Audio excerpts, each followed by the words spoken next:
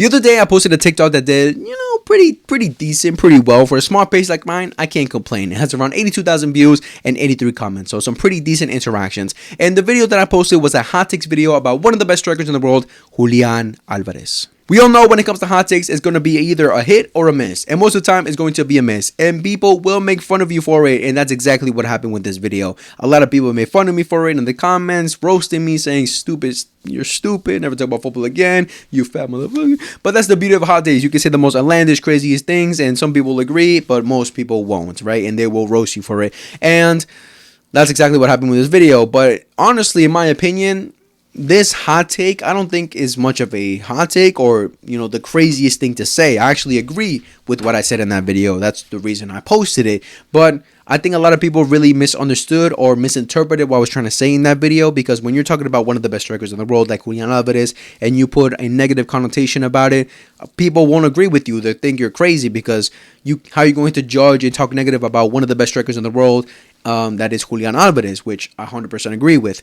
But I think a lot of people just didn't understand, and that's the reason I'm making this video, so I can explain myself even further. Because when it comes to TikToks, you can't fully explain yourself because you want to make the video as short as possible. That's how TikToks are. So this is the beauty of YouTube, and I'm making a video about it.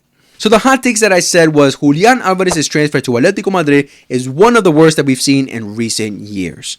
Ooh, it sounds crazy, right? It definitely sounds crazy. I know for a fact you watching right now are definitely calling me crazy. Even when I posted that TikTok and I put that caption, I'm like, should I really post this? Do I really think this is true? And yes, I do. That's the reason I made it, and that's the reason I posted it, because I don't think it's the most outlandish thing to say. I actually, agree with what I said in that video, and that's why I'm trying to explain it even further. What I think a lot of people didn't understand or misinterpreted was they thought I was probably talking negative about Julian Alvarez as the player that he is, maybe saying that he's shit or he's not good enough, that he'll flop, which I don't understand why they would think that, because 5 seconds into that video, I literally said that, hold on, don't get it twisted. I don't mean in any way that Julian Alvarez will flop at Atletico Madrid, that he won't offer them anything. No way. Julian Alvarez is an amazing striker. I would take him at Barca every single day of the week. For Atletico de Madrid, this is an amazing signing. For the fans, for Diego Simeone, for the board, this is an incredible signing.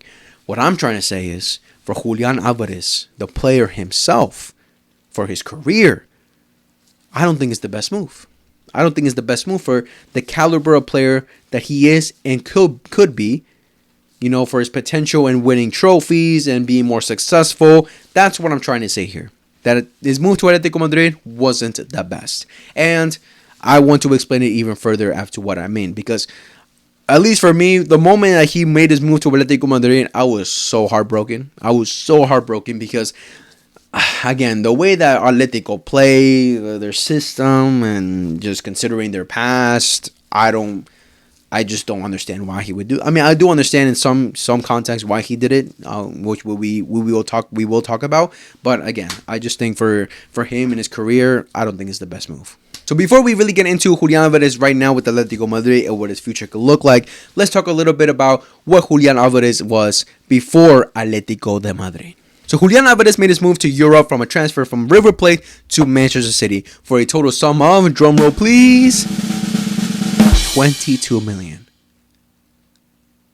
What the f... I'm not going to sit here and say that at that time, during that time, that was an incredible signing, because in all honesty, myself, I didn't know who Julian Alvarez was at that point. I heard of the name, but I just didn't know the caliber of player that he was. What he was doing over in Argentina. I didn't really understand what he was and what he could potentially be. But in hindsight, this is one of the best transfers that we've seen in recent years, considering what he offered Manchester City and then the fee that they got after selling him to Atletico Madrid. This is incredible business from Manchester City. So, round of applause for them for sure. Incredible move. He makes his way over to Europe, and in that calendar year, from 2022 all the way to 2023, you can say that was the best year for any footballer could have asked ever in their life. Because Julian Alvarez went to Europe, and in that same year, not only did he win the treble with Manchester City, but he also won the World Cup. The biggest trophy of them all when it comes to the international level. Amazing. So we all remember the Argentina squad, one of the best that we've seen, and with Lionel Messi at the helm, we all know they were going to win. But after the first loss against Saudi Arabia, Scaloni decided to make a change. He decided to put Julian Alvarez as the main starter over Lautaro Martinez. And we can all say that was one of the best moves he could have made. Because not only did he provide goals, which was a total of 4 goals and 1 assist in that whole tournament, great for Julian Alvarez, but he also changed the whole dynamic for Argentina going forward into that tournament. He was so aggressive, pressing demon, put so much pressure on the opposition's defense, would run for days, put so much pressure and offer you goals, link-up play, just so dynamic, so versatile, great eye for goal. Like, this guy was incredible, completely changed everything up top for Argentina, and that's what led them to the final. He was a main figure for them, and in the end, they won the World Cup, and you can give him 100% as much credit as any other player in that team. He then returns to Manchester City, and in that year, again, he wins the treble with City, where you can definitely say he wasn't the main guy for them as he was for Argentina, because in that same year, we all know what happened. Erling Haaland joined Manchester City, and we all remember what he did in his first season. He was a freak of nature. I think he scored 50 plus goals the whole calendar year. He broke Premier League records. He was just a force to be reckoned with, 100% the best striker in the world at that time. So it was definitely tough for Julian Alvarez to really get into the squad, considering what Erling Haaland was offering. At that point, you really couldn't call Pep Guardiola crazy for not starting Julian Alvarez, but it was pretty clear during that year, from the World Cup all the way to the end of the season, that Julian Alvarez could not be a rotational player. This guy had to be a starter for any team in Europe. He was just that good. But even so, even though he was a rotational player, he still caused a major impact for Manchester City. You know, he would come in as a substitute, score goals. He would start the game, score more goals. Like, his quality was shown that he is a great player, that he is a great striker. He has a lot of potential. He stays one more season with Manchester City, goes on to win more trophies, but he was still that rotational player. Erling Haaland was still above him in Pep Guardiola's eyes. And then in that summer, after winning the Copa America with Argentina, he decides that he wants to make a move, which we all know when it comes to transfers with Manchester City, with Pep Guardiola himself, like, Pep Guardiola doesn't make it difficult for any player. You know, he says, he's already expressed, like, if a player wants to leave, they can go. He's done it with Sterling, he's done with Palmer, he's done it with Sané. Like, if they want to leave, he'll have no problem letting them go. Let it be settled with the board and everything. Let's put a price tag on you, get the money, and you can go. Everyone's happy, right? And the same situation happened with Julian Alvarez. Julian Alvarez expressed that he wanted to leave, which you can put into different factors as to why he wanted to leave. I think it mostly came down to 2 factors, which was to be more comfortable and to be the main guy, to be the main starter. In hindsight, could this have been a bad move from Pep Guardiola? Considering the season that they just had, maybe. Yeah, because Erling Haaland was injured a lot throughout the season, and Julian Alvarez would have definitely benefited this Manchester City side for sure. And who knows, Pep Guardiola could have probably noticed at that point that, yo, this guy is just too good. He can't be a bench player anymore. Hey, Haaland, you're going to have to hit the bench now. Julian Alvarez is going to be the main guy now. But at the end, I guess we'll never know. So the club that decided to go for Julian Alvarez is Atletico de Madrid, who paid a total of 75 million plus additional add-ons with different clauses that could potentially be hit in the later future, which if they do get hit, it will be a total of 90 million package for Julian Alvarez, which is not bad, you know, which is pretty decent for the caliber of player that Julian Alvarez is. So again, great negotiation for Manchester City. They made a huge profit on Julian Alvarez. I think the add-ons, I couldn't find really what the add-ons specifically were, if there weren't any detail of what the add-ons actually are. I'm guessing it's come down to the amount of goals he can potentially score for Atletico Madrid, what trophies he will bring for them, and, you know, maybe a potential Balloon d'Oro here or there. I mean, 2 of those I don't think will happen. Maybe the amount of goals, if they put a set limit amount of goals he can offer them. But Balloon d'Oro trophies, you know, I have my doubts about that. So as of now, they pay 75 million. We'll see if they pay the extra 20 million later on in the future. He makes his move to Atletico Madrid. And when I really remember that summer, I don't think a lot of clubs really went for him. It's the same situation with when City got him. Like, when City got him, I don't remember a saga of Julian Alvarez, like a bidding war from a lot of clubs, because 22 million is literally the pocket change for any club in Europe, like especially the top teams. That's pocket change. I don't remember a whole saga around Julian Alvarez, you know, bidding wars, like, oh, this club wants him. No, City got him easily. It is the same situation with this. Like, Atletico Madrid came knocking on the door and immediately got him. Obviously some things could have influenced that Diego Simeone is Argentinian. He has, Argentinian teammates in there, a Spanish-speaking country, all good, right? That could have been the main influence. But you could also think that at that time, a lot of the top clubs definitely had their striker. Barcelona, we had Lewandowski, and we were broke, so we couldn't go for him. Bayern Munich had Harry Kane. PSG had Dembele. Real Madrid were getting Kylian Mbappe. I don't think he would have gone to any other Premier League side because I think that's one of the main things he wanted to do was to leave England, go for another, go abroad somewhere else. But pretty much the top teams already had a striker set, what striker they needed.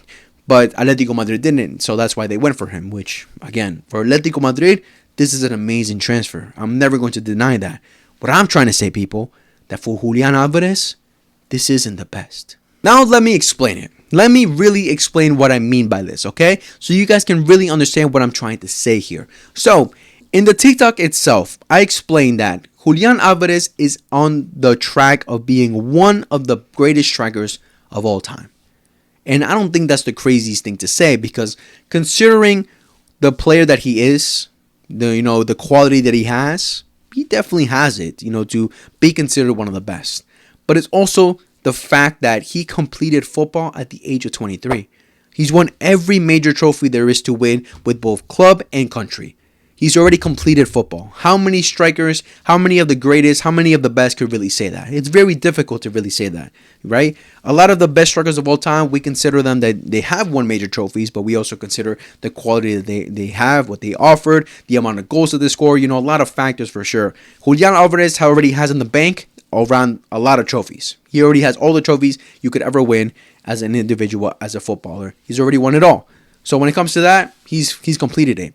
Now, what I said in that video, he has to be more consistent. He has to continue winning more trophies, continue showing his quality for the top team, for sure, which Atletico are a top team, so, that's good, and continue scoring more goals so he can be considered one of the best strikers that we've seen. But I don't think with Atletico Madrid, he's going to be able to do that. One of the other things that I also said was that Julian Alvarez, I don't think he's that type of player that can carry a team himself. Like, he can carry a team to a trophy. So, in this case, carry Atletico Madrid to La Liga or to the Champions League.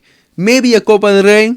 Maybe a Copa del Rey here and there. But when we consider the major trophies as either the League or the Champions League. Especially the Champions League, since Atletico Madrid have never won it. So, that's their main objective. That's been their main objective for years now, right? And they've failed countless times. But I don't think Julian Alvarez is the type of player that can solely carry a team to those kind of trophies. He needs a great team around him like he did with Argentina and with Manchester City, right? So when we really look at Atletico Madrid's squad, can you really tell me that's a great squad? Can you really tell me that's a Champions League winning squad or a league contending squad? Maybe contending, but a league winner squad?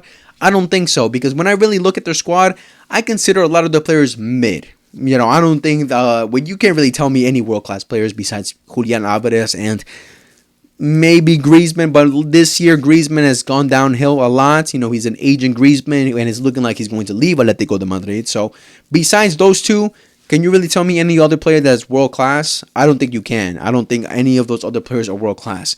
Definitely some young players in there that can improve, but a lot of them are aging. A lot of them are just mid in general. I don't think it's a great squad to really work around with to be winning the major trophies. So that's another thing that for Julian Alvarez is not beneficial for him, especially for the caliber of player that he is. And now when we look at the system that Atletico de Madrid play, I don't think it's the best for him either. Obviously, Julian Alvarez this season has scored a lot of goals. He scored 17 goals in the league with 4 assists, and he scored around 29 goals overall throughout the whole season. So, a pretty good stats for a striker like Julian Alvarez. But when it comes to the actual system, and when it leads to actual success, for Julian Alvarez, I don't think it's the best. Because one of the things about Julian Alvarez is that as much as he can benefit from the system, he's also a great individual that he doesn't heavily have to rely on it. He can create goals for himself. We've seen him score bangers loads of times, for sure. But when it comes to the system that Atletico Madrid play, they play a robotic kind of system. We know how they play. They play defensive. They want to play with their wing backs. They want to hit you in the counterattack. And when all goes to, when all is failing, when they're under pressure, when they're not on the front foot, what do they just end up doing is defending, suffering. And for a player of Julian Alvarez, that's not beneficial for him. I actually thought Because that summer he joined with along Sorloth, and I actually thought that Sorloth was better suited for Atletico Madrid than Julian Alvarez was, considering the style of football that they play. Obviously, Julian Alvarez is a better footballer. He's more dynamic. He's more creative. Overall, he's better. But considering the way that Atletico Madrid play, again, consistently using their way backs, going for crosses, that big, tall, physical presence that Sorloth is more beneficial. And, it could potentially be true, but when it comes to, like, the bigger games, Julian Alvarez is obviously better. When it comes to the league, they're pretty even. Actually, Sorloth has more goals. He has 20 goals in La Liga, and Julian has 17. But overall, Julian has more goals because he plays the bigger matches, the more important matches. He basically plays all the games for them. But when it comes to the actual system itself, I think Sorloth is better suited. But obviously, you would like to play Julian Alvarez more because he's the better player. It can offer you more. When it comes to actual success itself, alright, you can definitely say that Atletico Madrid will invest, get better players. I saw a comment there where I saw someone comment in that TikTok itself that, Atletico Madrid are going to invest. They're going to get better players like Guti Romero, Grimaldo, potentially Baena. Some, pretty decent players that could definitely improve the squad. But you also got to understand another thing, that the other two giants in La Liga are also going to improve and are already better than Atletico Madrid, Barcelona and Real Madrid. Barcelona this season already showed how great football they play with the great players that they have, and they're going to get better. They're going to invest and make the squad better. Real Madrid, as much as a bad season you can say they had this season, they still have a great squad with a great group of players, and they're going to invest as well. They're already getting Trent Alexander-Arnold, who's, you can say, the best right back in the world, the most creative right back that we've seen in a long time. Incredible signing. Hottake is also coming in. Overall, the squad that Real Madrid have is better than Atletico de Madrid's. So as much as Atletico Madrid can invest and try and get better, the other two giants are also getting better. So it's more competition for sure. Atletico Madrid might offer, more competition and be a little bit more dangerous. But overall, the way that the teams already are, Real Madrid and Barcelona are above Atletico de Madrid. So when it comes to the league, we already know that they're going to consistently suffer between Atletico Madrid, between Barcelona and Real Madrid. We already seen it throughout the years that they struggle heavily with the league. Yeah, they won it a couple years back in 2021, but when we really look at that season, Barcelona and Real Madrid weren't at their best, nowhere near the best. Then come years later, obviously they got in better, and Atletico Madrid weren't able to win the league anymore. But again, credit to them for winning that league. Now, when it comes to the Copa del Rey, they haven't won it since 2013 for a reason. Okay.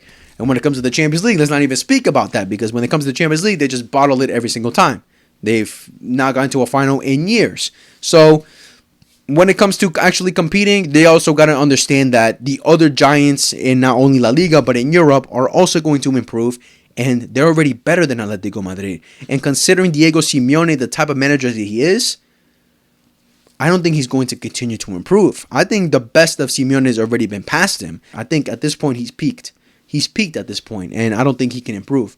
Because I can already give so many scenarios, so many reasons as to why Simeone shouldn't be in Atletico Madrid, especially for what happened this season. I think this season really exemplified that even more, considering how Atletico Madrid started off and how they ended. So let's really talk about that. When it comes to La Liga, I remember at one point they were, I think, 8 points clear of Barcelona. They were definitely top of the league at one point. They had like a 15-game win streak. They even beat Barcelona at the Montjuic. And I'm pretty sure by December, they already were top of the league. They were doing great. Great, what a beautiful start for Atletico Madrid.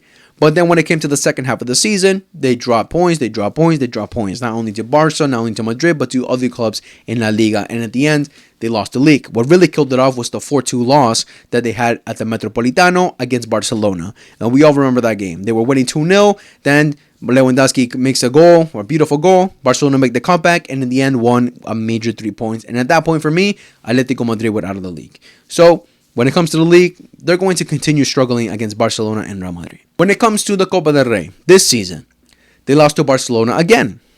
Lucky for them. But even if it was Real Madrid, I think they still would have lost. Even if they got to the final, I think they still would have lost. But against Barcelona, 4-4 spectacle at the Montjuic. It was an amazing, incredible game.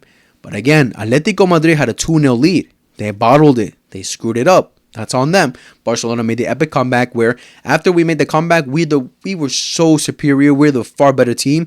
But again, just lack of concentration from Barcelona. We weren't concentrating in the beginning. That's how they hit us with 2 goals. And then towards the end, again, we were just concentrating. Like, Atletico were never better than us. It just came down to us just being bad, right? We're just being bad.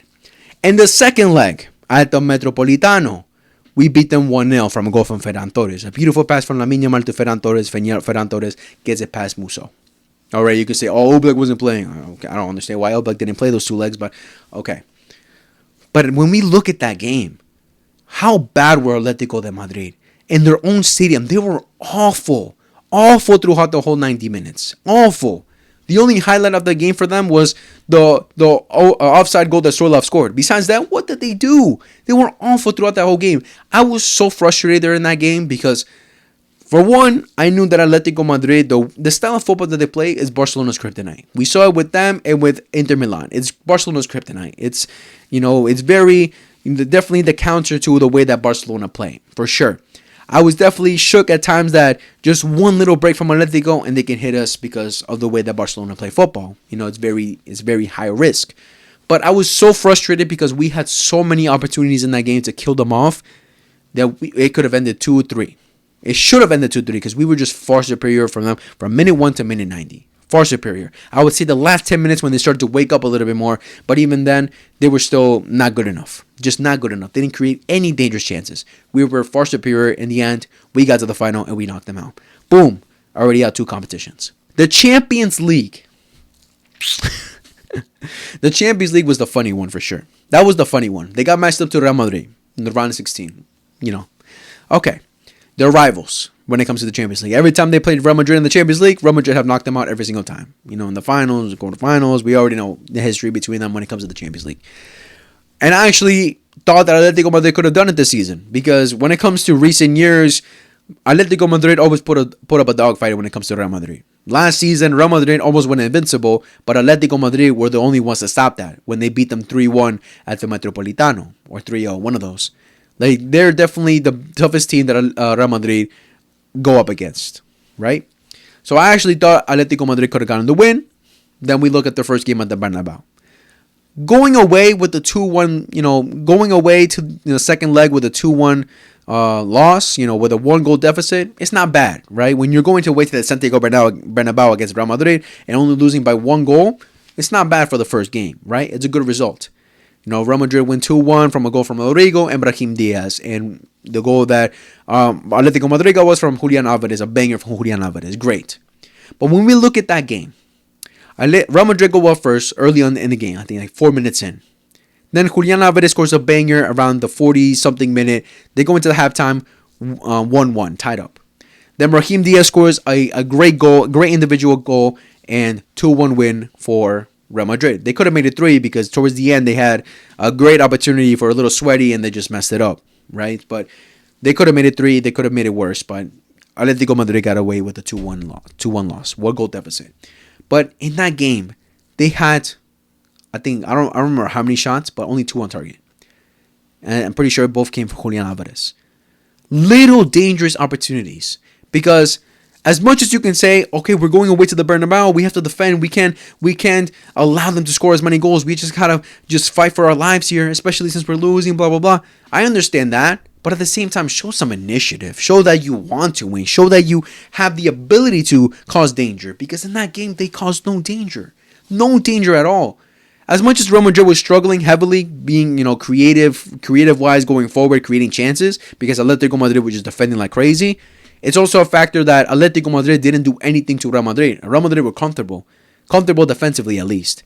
Going forward, they were struggling, but at least defensively, they didn't have to suffer because Atletico Madrid were just defending for their lives, which I don't understand when you're only down by 1. But okay, all right. Go away to the second leg at the Metropolitano. They scored 30 seconds in. Great start, amazing start, a dream start. 2-2 on the global. Amazing. And then after that, what happened? You can definitely give props to Atletico Madrid. They were the better team for sure. They had multiple opportunities, I could say, maybe, which I think when you really look at it, they definitely had a lot of shots on target. But also remembering it, a lot of the shots were straight at Courtois. and half of those shots were from Julian Alvarez. But a lot of them were just straight at Courtois with a lot of power, where maybe 2 of those shots where he really had to like make a big effort and try to make a big save. But besides that, a lot of those shots were straight at Courtois. He didn't have to do much. Any goalkeeper could have saved those shots. So as much as they had a lot of shots, it looked like when it comes to the stats, like they were more dominant. It didn't in the game. It didn't look like that at all. It didn't look at all at any point that they were the far better, superior team. Maybe in terms of possession and again in terms of shots and stuff, but they didn't create any clear chances throughout that game besides the first goal that they got. They were struggling heavy because I can remember that game. I was streaming it. I was in support of Atletico Madrid. I wanted them to win, obviously. I'm a Barcelona fan. I want to see Real Madrid get knocked out. But Atletico Madrid was so frustrating because going forward, they lack so much quality. Besides Julian Alvarez, they lack so much quality. Because Griezmann, for some reason, in these big games, he just goes quiet. I don't know why. He just goes quiet. But the other players around him, like, it's not good enough. It's just not good enough. And when we look at the type of football that they play, again, they want to hit you on the counter, just low block and then hit you on the counter attack. And I can remember multiple times throughout that game when they tried to hit them on the counter attack, they just were so slow. They allowed Real Madrid so much time to regroup and boom, immediately got back into position and made it even more difficult for Atletico Madrid to try and score a goal. I just didn't understand. Again, they didn't make it easy for Real Madrid at all. Real Madrid were definitely struggling in that game a lot. Like Mbappe, Vini, Rodrigo. They were all quiet during that game. They were so quiet in that game. But it came down to only one chance that Mbappe had when he got through and a penalty for Real Madrid. And if it didn't come down to Vini skying it, Atletico Madrid would have been eliminated. They would have been gone. Because at that point, as much as they were attacking multiple times, they just didn't create any clear-cut chances to go up in that game. And like I just said, lack of quality up top. So, I don't know.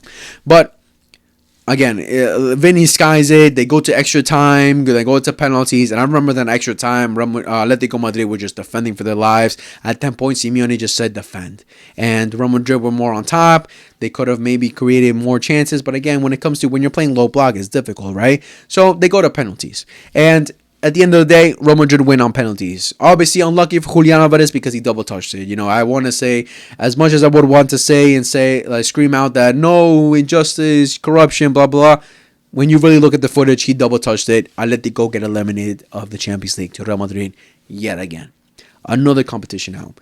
They lost. These are the ways that they lost the competitions, and it comes down to, again, the quality of players that they have, the team not being good enough, especially the defense. That defense is so bad. I don't rate their defense at all. Maybe against La Liga teams, smaller teams, but against the big boys, I don't rate it at all. Lack of quality, not good enough tactics, and Simeone just being way over his head. I think at this point, he's just peaked already. Like, it's done for Diego Simeone. I already expressed that Diego Simeone should leave, but for some reason, Atletico Madrid just don't want to. They just love the guy too much, so much. Like, the fans love him so much that they just don't want to let him go, right? They don't want to let him go. And I think that's going to be very detrimental for them, and for Julian Alvarez. I just don't think that with Atletico Madrid and with Diego Simeone, the way they play is going to be beneficial for him at all. I think it's going to really bring him down. Overall, I think it's going to bring him down. I don't think it's going to be in any way helpful to what he could potentially be, the striker that he could potentially be. Another comment that I definitely saw that, fair, was that Simeone has worked with a lot of top strikers and has made them, play good, play well. Definitely got him a lot out of them, like Kun Agüero, like Falcao, Diego Costa, Morata. Fair enough. But when it comes to the overall team and getting over the finish line of winning the major trophies, how many times has he failed? How many times? It's been multiple times. The league since 2021, the Copa del Rey since 2013, the Champions League never. So it's been years now. When is he ever going to get over the finish line? When is he ever going to do it? And I just don't think it's going to happen. I just don't think. Because when Diego Simeone, when all is lost, when he doesn't know what to do, the only thing he reverts to is telling his team to just defend for their lives. Defend for their lives. Telling a player like Julian Alvarez to defend for their lives? Like, come on, bro. It's not good enough. It's not good enough. That's why I'm saying that for Julian, it's not good for him. It's not good for him. Overall, when it comes to for why Julian Alvarez made this transfer, again, going from Argentina to a foreign country, learning a new language, being uncomfortable, being away from your family. Obviously, it's difficult. It's a difficult life, and I can understand him going to Atletico Madrid is way better because he has some Argentinian national teammates in there. The coach is Argentinian. It basically is a Spanish. Overall, it's a Spanish-speaking country, which is way better for him. You can definitely feel more comfortable because at the end of the day, it's a job for the players. I can 100% understand that, but I would like to say that Julian Alvarez is a competitive beast. He's a competitive guy that would want to continue being successful. He's already tasted success. He's already tasted success to the highest point. I would assume that he would want to continue climbing that mountain and not only show what he's done at a young age, but continue showing it throughout his whole career. Which I'm sure he will bag a lot of goals for Atletico, score a lot of goals, a lot of important goals. But then at the end, all those goals won't matter if you're not winning more trophies, if you're not being even more successful. Maybe with Argentina, he can continue being more successful. But at club level, with Atletico Madrid, I just don't see it happening. I'm sorry, I just don't see it happening. This Atletico Madrid side, I don't think are just not good enough. They're not good enough. That's overall what I think about the situation with Julian Alvarez with Atletico Madrid. You guys can let me know what you guys think. Am I sounding crazy right now? Am I being a little bit too extra? Do you guys think with extra recruitments Atletico Madrid can become better? I don't think so. But let me know all those things down in the comments. And all I can really say, my final message I can really say is that Julian Alvarez, just wait for Barcelona to get their financial situation correct. Get it straight and wait for their transfer because Barcelona is the best club for you, buddy. So just be ready for that. Be aware for that. But yeah. I'll see you soon, buddy.